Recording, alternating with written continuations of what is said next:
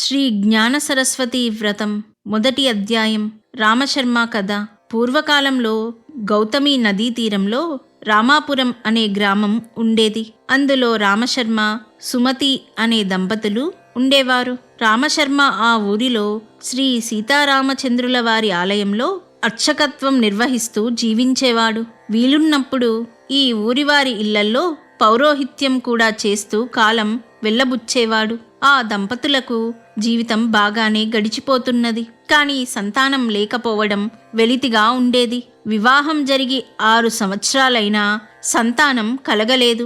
సంతానం కోసం వారు ఎన్నో వ్రతాలు చేశారు, ఎందరో దేవతలను ప్రార్థించారు, ఎన్నో పుణ్యక్షేత్రాలు దర్శించారు. అయినా ఏమాత్రం ఫలితం లేకపోయింది.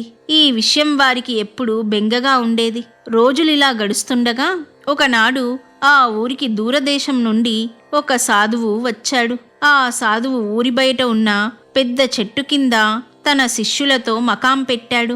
పగలంతా పూజలతోనూ భజనలతోనూ కాలం గడిపి సాయంత్రం తన వద్దకు వచ్చేవారికి 4 మంచి మాటలు చెప్పేవాడు. ఊరివారు తమ ఇళ్లకు రమ్మని ఎంత ప్రాధేయపడినా వచ్చేవాడు కాదు. ఆ సాధువుకి భూత, భవిష్యత్, వర్తమాన కాలాలు తెలుసునని, ఎన్నో మహిమలు ఉన్నాయని జనం చెప్పుకునేవారు. ఇది విని రామశర్మ ఒకనాడు భార్యతో కలిసి ఆ సాధువును దర్శించుకున్నాడు.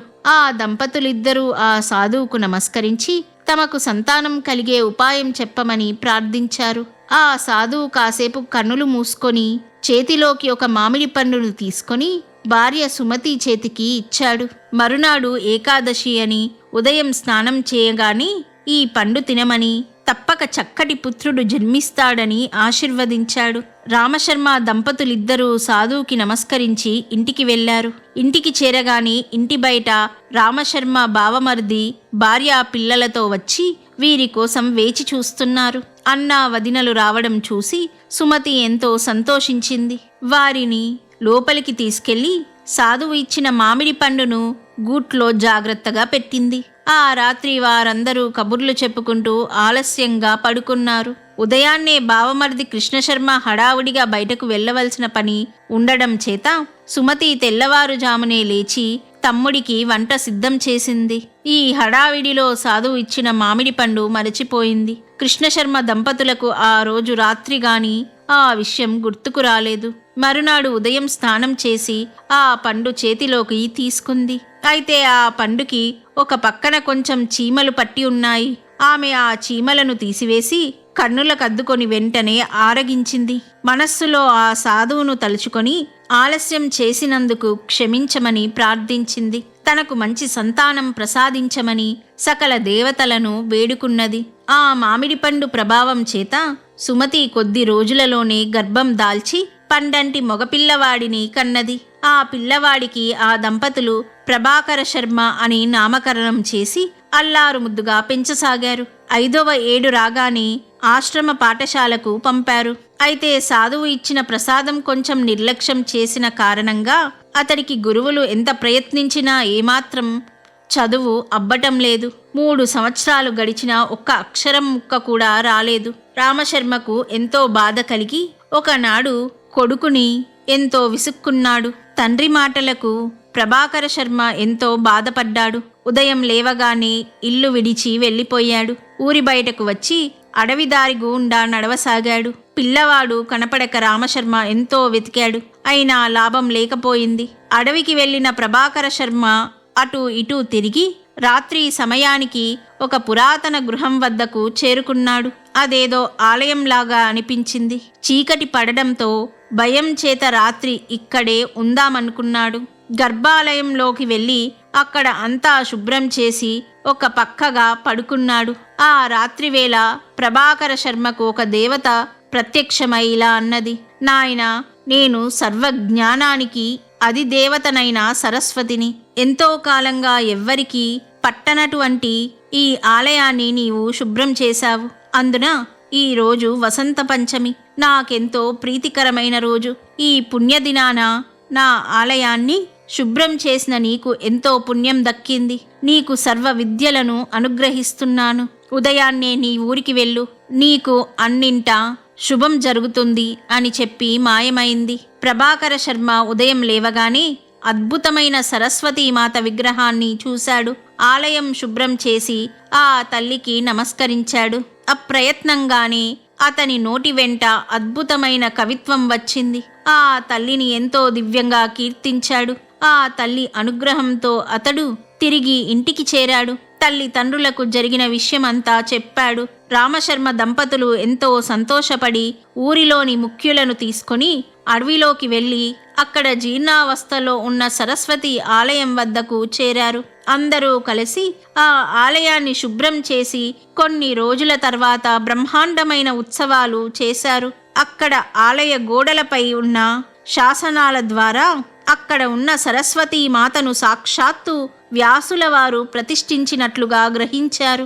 అటు తర్వాత కొంతకాలానికే ఈ ప్రదేశం శ్రీ సరస్వతీదేవికి ప్రముఖ పుణ్యక్షేత్రంగా ప్రసిద్ధి పొందింది.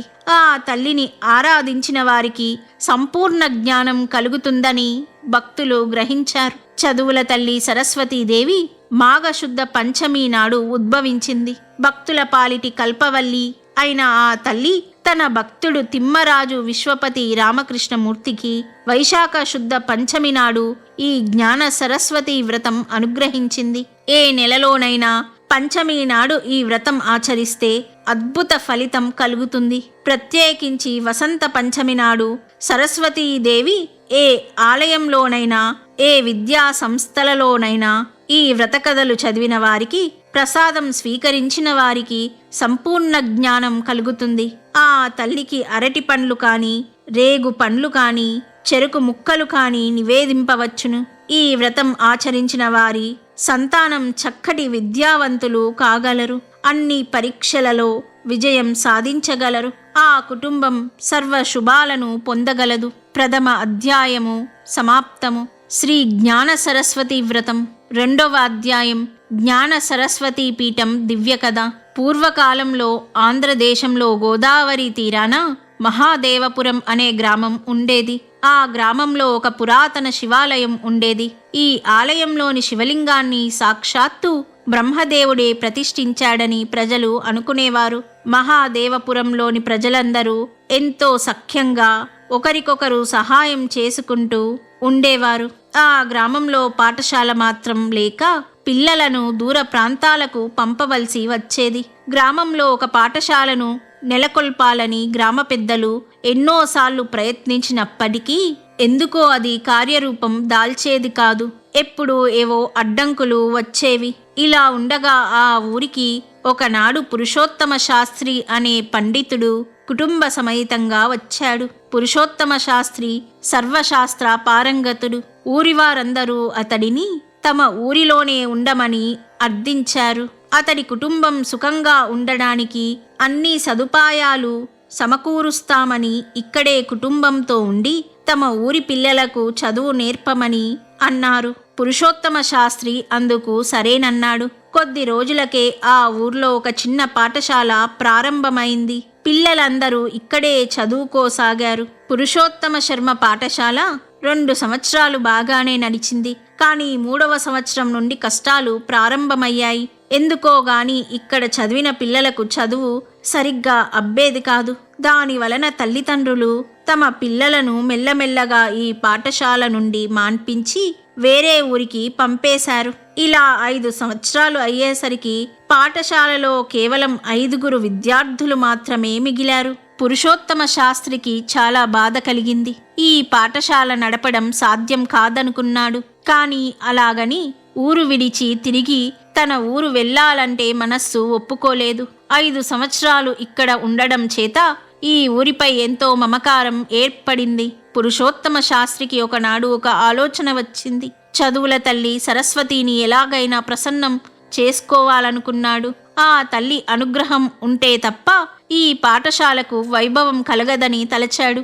ఎలాగైనా ఆ తల్లిని ప్రసన్నం చేసుకోవాలని గట్టిగా సంకల్పించాడు. ఆ మరునాటి నుండి పురుషోత్తమ శాస్త్రి కఠోర ఉపవాసం చేస్తూ కేవలం పండ్లనే ఆహారంగా స్వీకరిస్తూ ప్రతి దినము సరస్వతీదేవిని అనేక స్తోత్రాలతో పూజించాడు. ఇలా 40 రోజులు కాగానే సరస్వతీమాత కరుణించింది. ఆ తల్లి పురుషోత్తమ శాస్త్రికి కలలో కనపడి ఇలా చెప్పింది, నాయనా పురుషోత్తమ శాస్త్రి, నీ కఠోర దీక్షకు మెచ్చాను. ఈ పాఠశాల తిరిగి దివ్య వైభవం వచ్చే మార్గం చెబుతాను, సావధానంగా వినవలసి ఉంది అని ఇలా చెప్పసాగింది. నాయనా పురుషోత్తమ శాస్త్రి, నీవు జ్ఞాన సరస్వతి వ్రతం అనే వ్రతాన్ని ఆచరించు. ఇది నాకు ఎంతో ప్రీతికరమైనది. ఈ వ్రతం మహామహిమాన్వితమైనది. ఈ వ్రతాన్ని వీలైనంత త్వరలో నీ పాఠశాల ప్రాంగణంలో ఆచరించు. ఈ వ్రత ప్రభావం చేత నీ పాఠశాలకు పేరు ప్రఖ్యాతులు కలుగుతాయి. ఈ వ్రతంలోని 5 కథలు చదివిన వారికి సర్వ జ్ఞానము లభిస్తుంది. ఈ వ్రతం ఆచరించే వారికి సర్వ శుభాలు కలుగుతాయి. ఏ పాఠశాలలోనైనా, ఏ విద్యా సంస్థలలోనైనా, గురువుల చేతనైనా, పాఠశాల యజమానుల చేతనైనా, ఆ ఊరివారి చేతనైనా ఈ వ్రతం ఆచరింపచేయవచ్చును. ఏ పాఠశాలలో ఈ వ్రతం సంవత్సరంలో ఒక్కసారైనా ఆచరింపబడుతుందో ఆ పాఠశాలలో విద్యార్థులు సంపూర్ణ జ్ఞానవంతులవుతారు. అన్ని విద్యలలో ఆరితేరుతారు. వారికి నా అపార అనుగ్రహం కలుగుతుంది. ఎంతో అద్భుతమైన జ్ఞాపక శక్తి కలుగుతుంది. ఏ విద్యార్థి అయినా ఈ వ్రతంలోని 5 కథలను ఏ పరీక్షలకైనా ముందు చదివినచో వారికి ఆ పరీక్షలలో జయం కలుగుతుంది. పాఠశాలలయందు ఏ నెలలోనైనా పంచమి, ఏకాదశి తిథులందు ఆచరింపవచ్చును. ఆ రోజులలో విద్యార్థులకు ఈ 5 కథలు వినిపించినచో వారు మంచి విద్యావంతులవుతారు. ప్రథమ శ్రేణిలో ఉత్తీర్ణులవుతారు. ఏ విద్యా సంస్థలలో ఈ వ్రతాన్ని శ్రీ పంచమి నాడు ఆచరిస్తారో అక్కడ చదివే విద్యార్థులకు అన్ని పరీక్షలలోనూ జయం కలుగుతుంది. ఆ విద్యా సంస్థలకు ఎనలేని పేరు ప్రఖ్యాతలు లభిస్తాయి. వచ్చే వారమే శ్రీ పంచమి. నీవు ఆనాడు నీ పాఠశాలలో ఈ వ్రతాన్ని ఆచరించు, శుభం కలుగుతుంది అని చెప్పి సరస్వతీమాత అంతర్ధానమైంది. ఈ మాటలు విన్న పురుషోత్తమ శాస్త్రి ఎంతో ఆనందించాడు.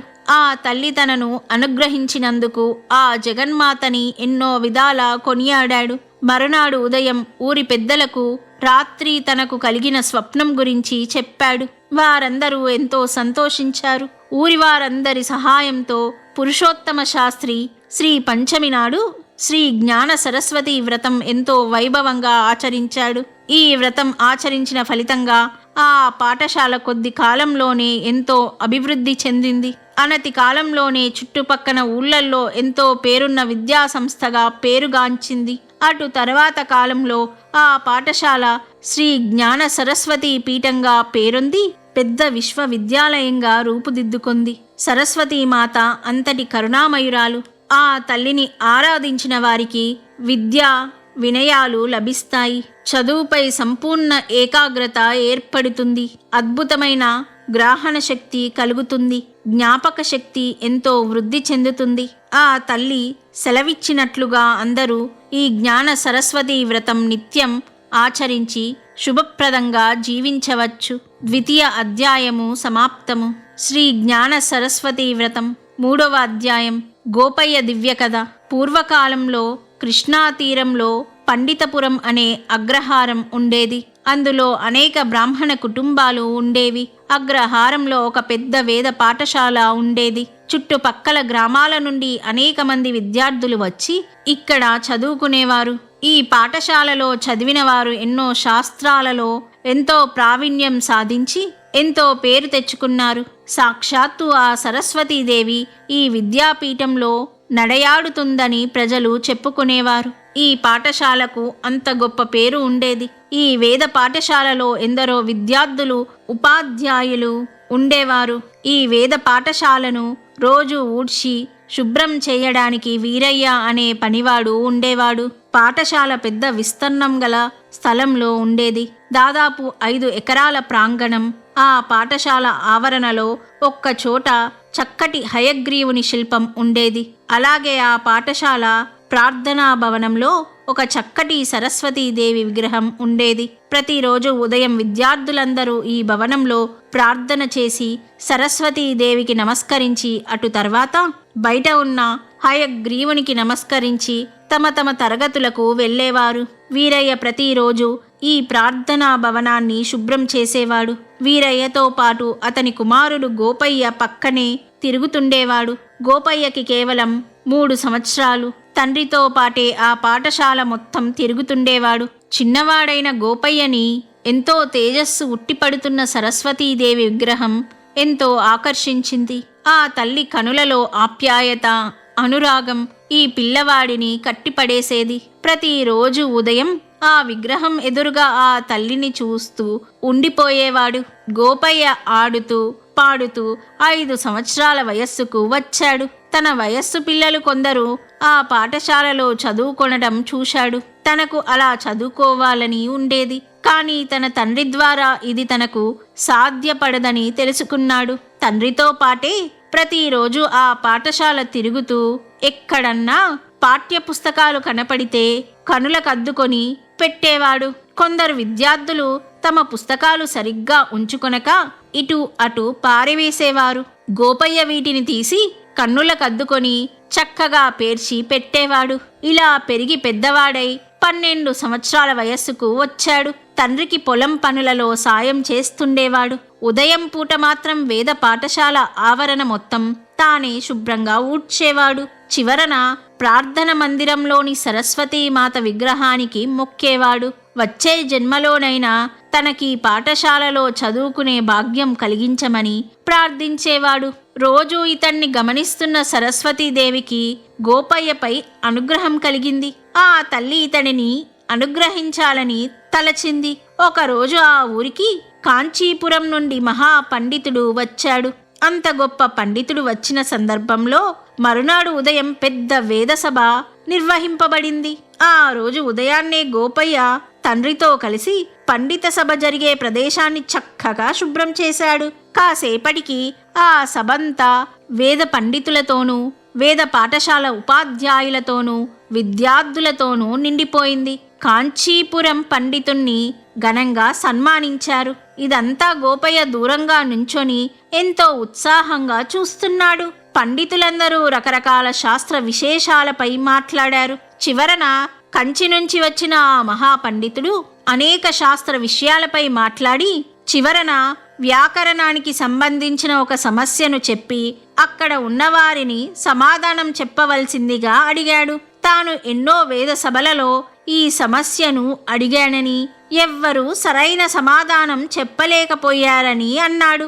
అందరూ ఈ సమస్యని విన్నారు. కానీ అక్కడ ఉన్న వేద పండితులు కానీ ఉపాధ్యాయులు కానీ విద్యార్థులు కానీ సమాధానం చెప్పలేకపోయారు.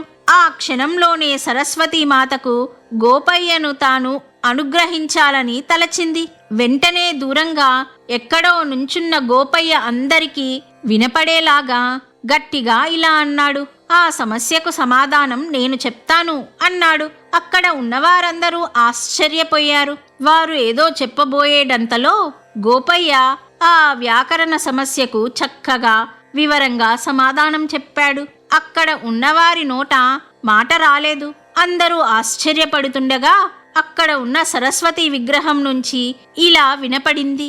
నాయనలారా, ఈ గోపయ్యకు చదువు అంటే ఎంతో శ్రద్ధ. ఏ స్తోత్రాలు రానప్పటికీ నిత్యం నన్ను ఆరాధించాడు.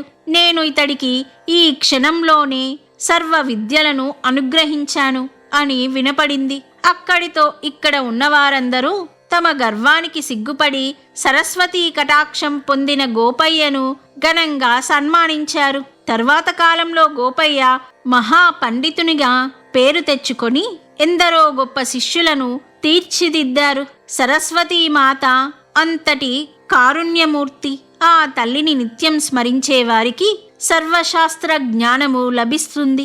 అన్ని పరీక్షలయందు విజయం లభిస్తుంది. అన్ని కార్యాలయందు శుభం కలుగుతుంది. ఆ తల్లికి ఇవే మన నమస్కారములు. తృతీయ అధ్యాయము సమాప్తము. శ్రీ జ్ఞాన సరస్వతి వ్రతం 4వ అధ్యాయం. శంకర శాస్త్రి దివ్య కథ. పూర్వకాలంలో గంగానదీ తీరంలో మహేశ్వరపురం అనే పట్టణం ఉండేది. ఆ పట్టణంలో పెద్ద శివాలయం ఉండేది. ఆ ఊరిలో ఎంతో ప్రసిద్ధిగాంచిన సంగీత కళాశాల ఉండేది. ఈ కళాశాలలో సంగీతం అభ్యసించడానికి చుట్టుపక్కల గ్రామాల నుండే కాక ఎంతో దూర ప్రాంతాల నుండి కూడా విద్యార్థులు వచ్చేవారు. ఇక్కడ ఉన్న ఉపాధ్యాయులు వివిధ సంగీత సాంప్రదాయాలలో ఎంతో నిష్ణాతులై ఉండేవారు. ప్రత్యేకించి ఎంతో వీణా ప్రావీణ్యం గల విద్వాంసులు ఈ పాఠశాలలో ఉపాధ్యాయులుగా ఉండేవారు.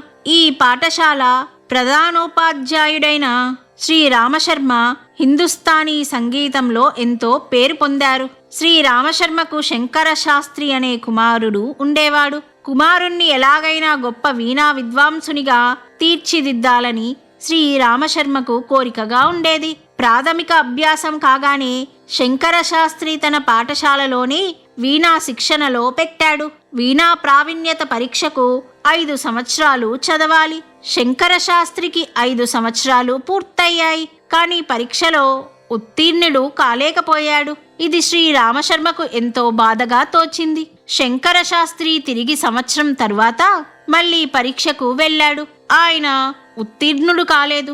శ్రీ రామశర్మకు కుమారుని గొప్ప వీణా విద్వాంసునిగా చూసే భాగ్యం లేదేమోనని బాధపడేవాడు. ఆ తర్వాత సంవత్సరం కూడా శంకర శాస్త్రి పరీక్షలో ఉత్తీర్ణుడు కాలేదు. శ్రీ రామశర్మకు ఎంతో బాధ కలిగింది.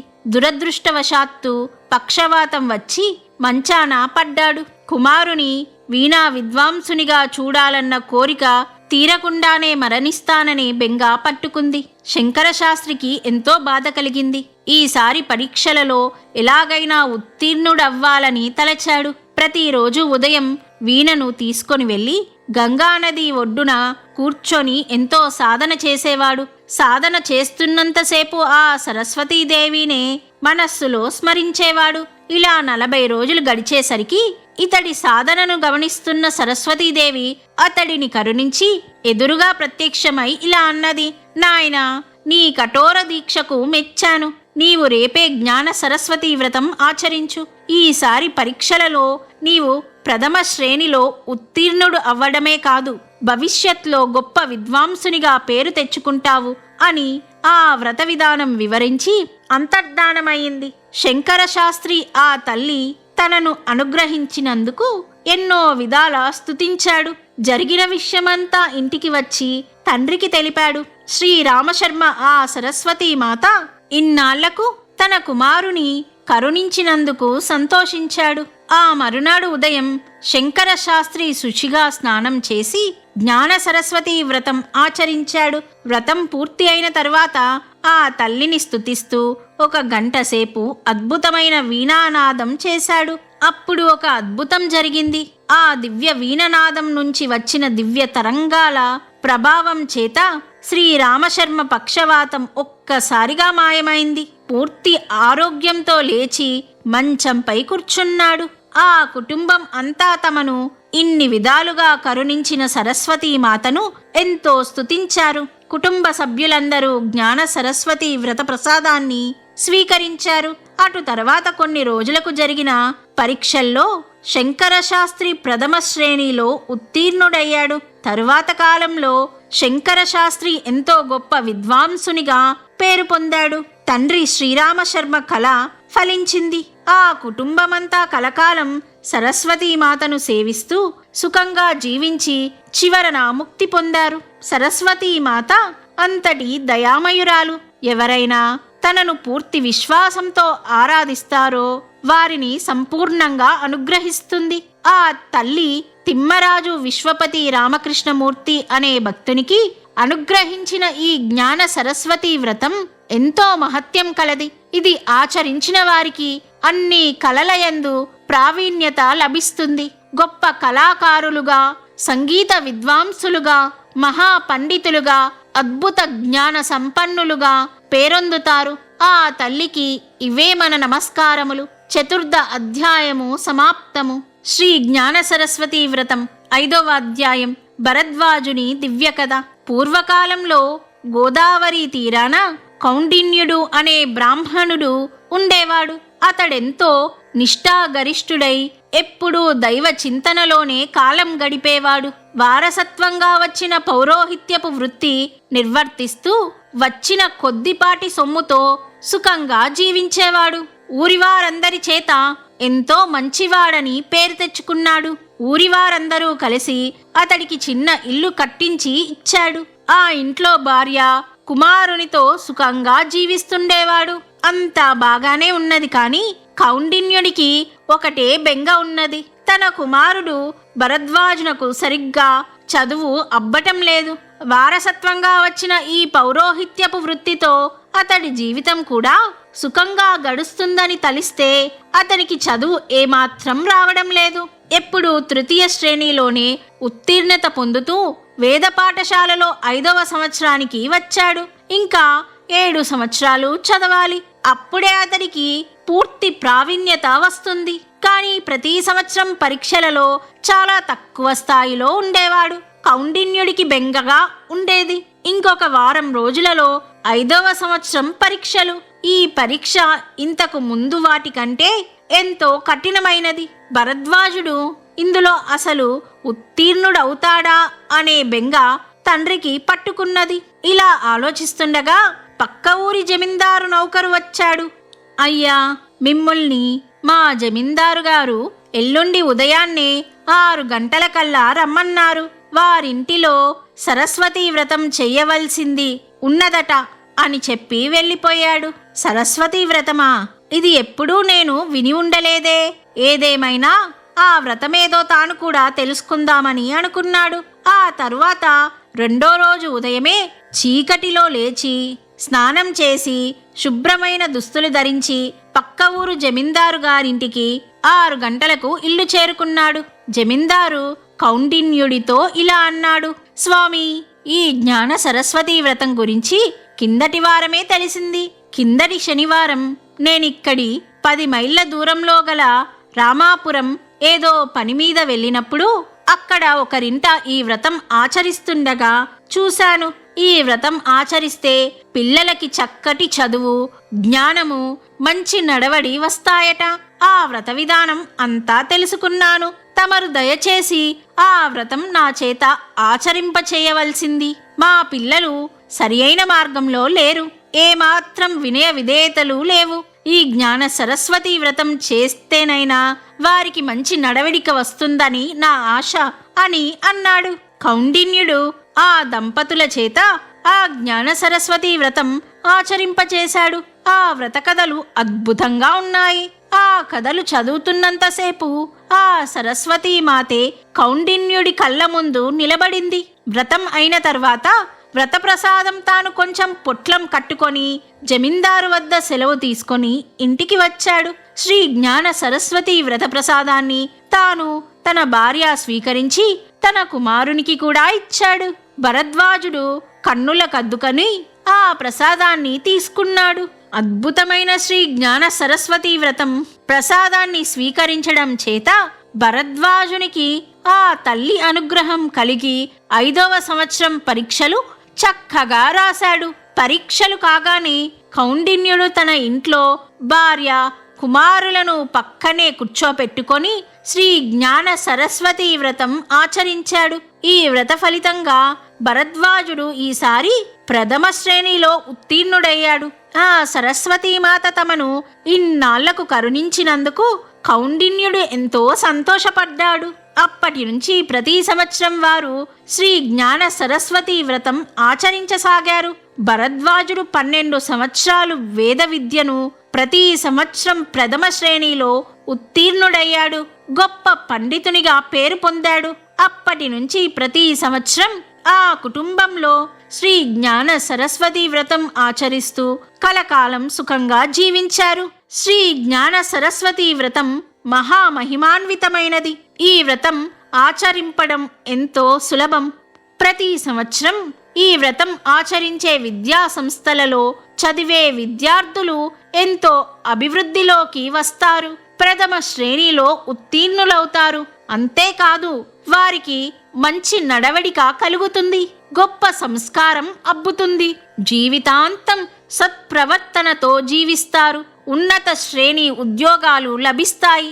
శ్రీ సరస్వతీ మాత తిమ్మరాజు విశ్వపతి రామకృష్ణమూర్తి అనే భక్తునికి అనుగ్రహించిన ఈ వ్రతం కలియుగంలో విద్యలో రాణించడానికి అతి సులభ మార్గం. ఇంతటి తేలికైన వ్రతాన్ని మనకు అనుగ్రహించినందుకు ఆ తల్లికి మనమందరము నమస్కరిద్దాం. 5వ అధ్యాయము సమాప్తము.